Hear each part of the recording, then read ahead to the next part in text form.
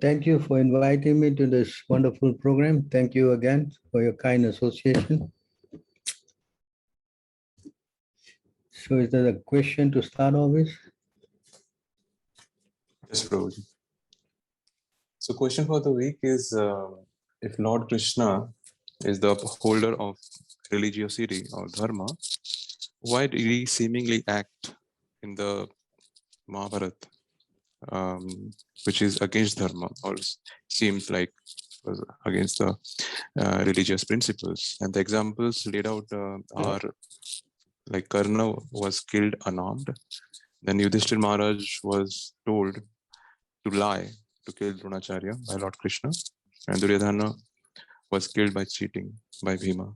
So this seemingly seems to be adharma.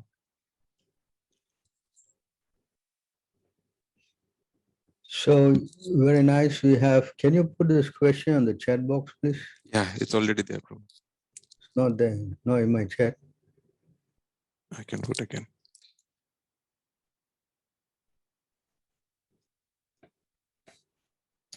So it seems like some in Krishna has kind of swayed away from dharma by the action of acting adharmically against Karna and Dronacharya and Duryodhana. It seems like that.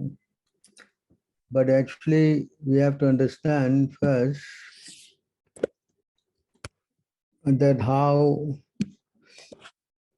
these personalities have acted.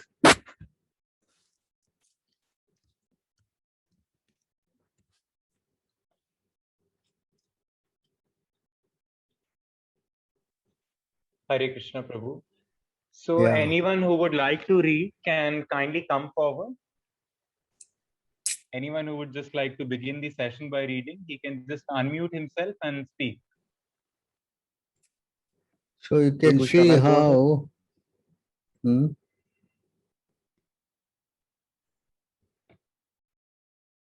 Yeah. Prabhu, shall I go ahead? Yes, you can go ahead. Hare Krishna. All right, Prabhu. Sin will overcome us if we slay such aggressors. Therefore, it is not proper for us to kill the sons of Dhritarashtra and our friends. What should we gain, O Krishna, husband of the goddess of fortune? And how could we happy? How could we be happy by killing our own kinsmen? Prabhu, shall I read the purport? Yes. Okay, Prabhu. According to Vedic injections, there are 6 kinds of aggressors: a poison giver, one who sets fire to the house, one who attacks with deadly weapons, one who plunders riches, one who occupies another's land, one who kidnaps a wife. Such So from aggressors here, are you can see there's no sense in killing people who are doing the 6 kinds of things. One is a poison giver. Duryodhana, he gave poison to Bhima, and he set yes, the Prabhu. house on fire. The Pandavas were inside the house and he set fire. Of course, he attacked with deadly weapon. He took away their land, and he also wanted to see their wife Draupadi naked. So you see, Karna, Duryodhan, and even Dronacharya, he kept quiet. Bhishmadev also.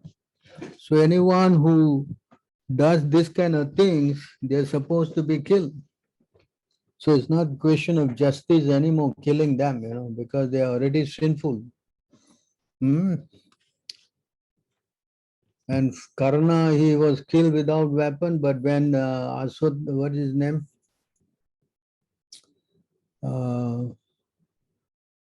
What's his Subhadra's Abhimanyu, yes. When Abhimanyu was, killed without weapon, Karna was also, he was implicated. He killed Abhimanyu who was without weapon. You can't say that, Arjuna, Karna is very saintly because he was weaponless and Arjuna killed. It's not the case. There's so many things the Karna already did. So because he was so sinful, there was no more what dharma is involved in this, It's already done so many things which is against dharma. So how to handle a person who is already adharmic, There's no, what I say, proper consequence for that. So therefore Krishna ordered Arjuna to kill him. Right? And if God orders someone, then actually it is a blessing if the Lord kills someone. Because anyone who dies in front of Krishna, they go back to they get liberated, you know. So we have to understand that in front of Krishna, nothing is bad. Everything is good. So Krishna killing them, there's no loss anyway. It says here in this verse,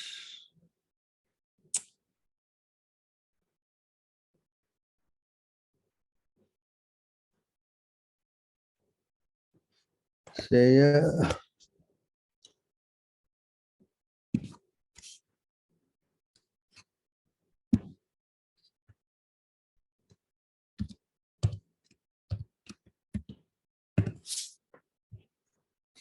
anyone want to read this? You can continue, Prabhu. Okay, Prabhu. Because of the bodily conception of life, the conditioned soul thinks that when the body is annihilated, the living being is annihilated. Lord Vishnu, the Supreme Personality of Godhead, is the Supreme Controller, the super soul of all living entities. Because he has no material body, he has no false conception of I and mine. It is therefore incorrect to think that he feels pleasure or pain when blasphemed or offered prayers. This is impossible for him. Thus, he has no enemy and no friend. When he chastises the demons, it is for their good. And when he accepts the prayers of the devotees, it is for their good. He is affected neither by prayers nor by blasphemy.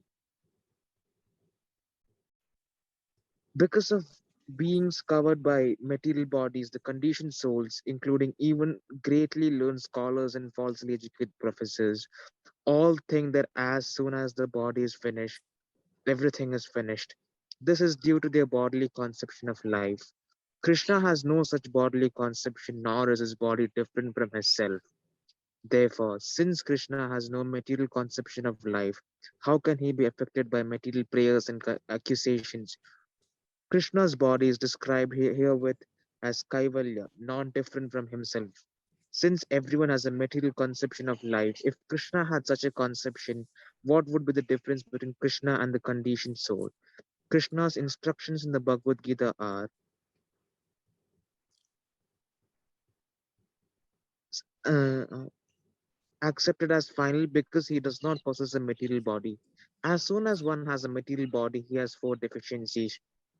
But since Krishna does not possess a material body, he has no deficiencies.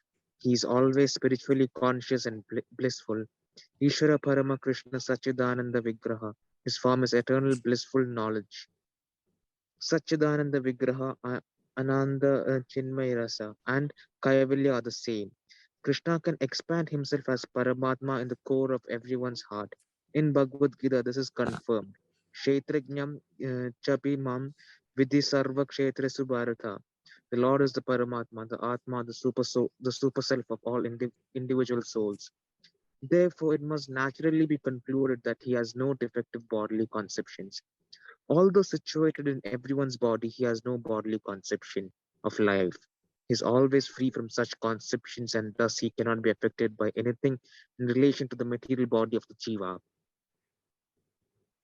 Krishna says in Bhagavad Gita, chapter 16, verse 19, Tan aham dvishata kruran samsaresu naradaman kshipamya ajashram ashubhan asuriswa eva yonisu.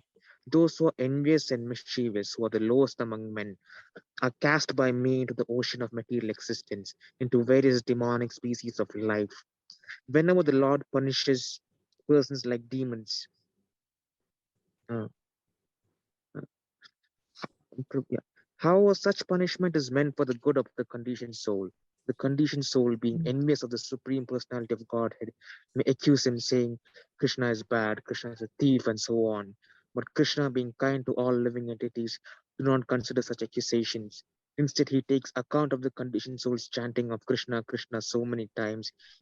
He sometimes he sometimes punishes such demons for one life by putting them into a lower species. But then, when they have stopped accusing him, they're liberated in the next life because of chanting Krishna's name constantly. Blaspheming the Supreme Lord or his devotees is not at all good for the conditioned souls. But Krishna, being very kind, punishes the conditioned soul in one life for such sinful activities and takes him back home, back to Godhead. The vivid example for this is Vritasura, who was formerly Chitraketu Maharaja, a great devotee. Because he derided Lord Shiva, the foremost of all devotees, he had to accept the body of a demon called Vrita. But then he was taken back to Godhead. Thus, when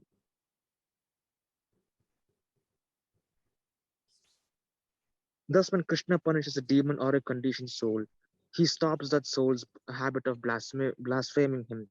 And when the soul becomes completely pure, the Lord takes him back to Godhead. Text 26. Okay, okay, that's it. Prabhu. Okay, Prabhu.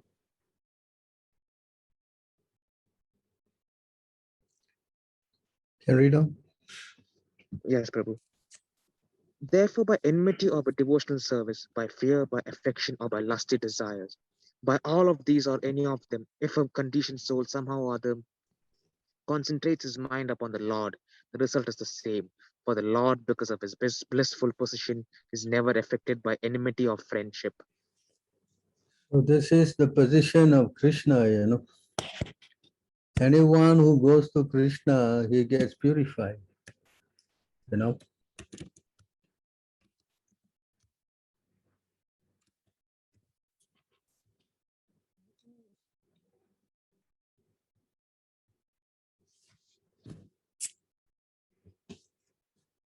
Prabhu, should I go ahead with this? Ask the moderators. Yes, you can just read the shloka and then we'll go to the next one. Yes, Prabhu. All right. Translation. Once their eyes were fixed upon his transcendental form, women were unable to withdraw them, and once that form had entered the ears of the sages and become fixed in their hearts, it would never depart. What to speak of acquiring fame, the great poets who describe the beauty of the Lord's form would have their words invested with transcendently pleasing attraction. And by seeing that form on Arjuna's chariot, all the warriors on the battlefield of Kurukshetra attain the liberation of gaining a spiritual body similar to the Lord's. So where is the loss for Karna? The end result is that, you see, he went back to the spiritual world. Yes? Yes, Prabhu. So is there any loss?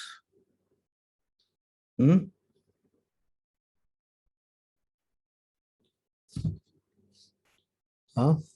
No, Prabhu. No, Prabhu.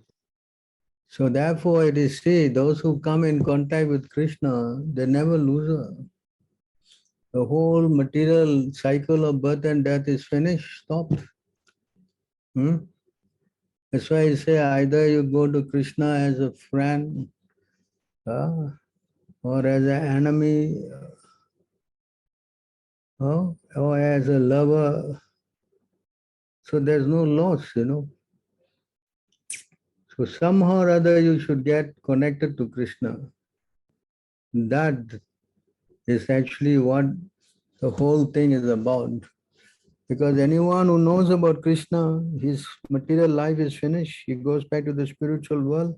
As it says here,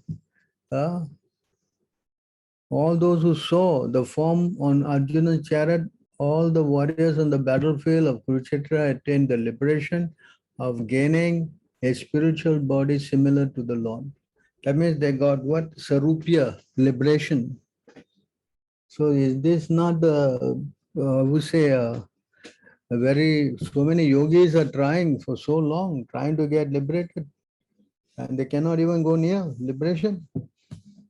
And here, just by seeing Arjuna and Krishna in the chariot, all those who died, they went back to the spiritual world. So where's adharmic thing in this part here? How is it possible? Yes?